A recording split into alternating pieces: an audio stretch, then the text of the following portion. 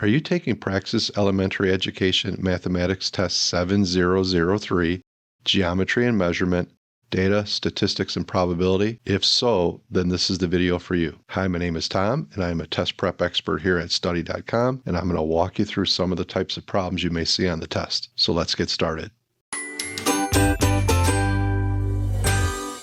Which of the following angles is classified as an obtuse angle? Is it 30 degrees, 60 degrees, 90 degrees, or 120 degrees?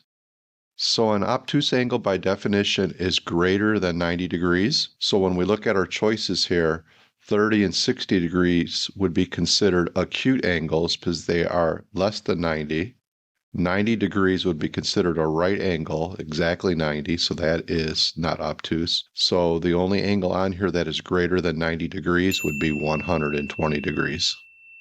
The following are the test scores of a group of students: 85, 92, 78, 90, 85, 95, and 88. What is the median score?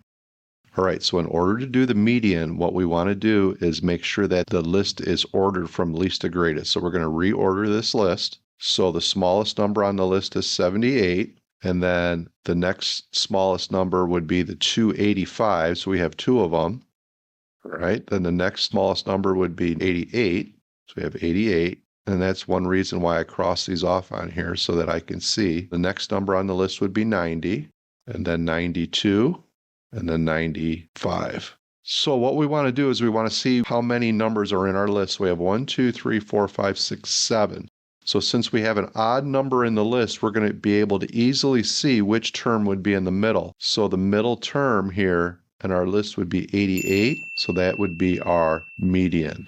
If there were an even number in the list, okay, so let's say there were, instead of 7, there were 6, you would have to take the average of the two middle terms. But in this case here, it's easy to identify the median, the one directly in the middle, so the answer would be 88. A recipe calls for 2.5 cups of flour, 1.75 cups of sugar, and 0.5 cups of butter.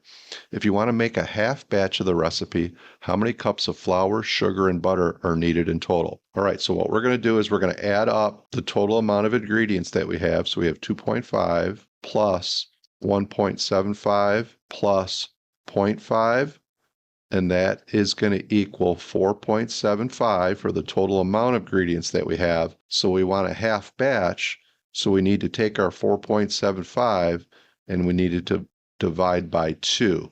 So you'll have your on-screen graphing calculator in order to do this calculation, and if we divide 4.75 by 2, we should get 2.375 cups.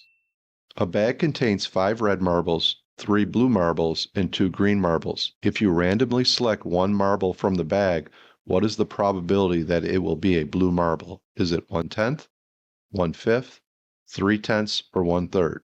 So when we're doing probability, we're looking at the number of favorable outcomes divided by the total number of outcomes. All right, so what's the favorable outcome that we want here? Well, the favorable outcome is that we want to select a blue marble. So there are 3 blue marbles, so the favorable outcomes would be 3. Divided by the total number of outcomes, we're going to add up the different color marbles that we have in the bag. So we have 5 plus 3 plus 2, so that is going to equal 3/10, which is our answer. That concludes our video. Praxis Elementary Education Mathematics Test 7003, Geometry and Measurement, Data, Statistics, and Probability. If you found this video helpful, please like and subscribe to our channel, and don't forget to visit Study.com for more problems like this and personalized learning plans. Thanks for watching.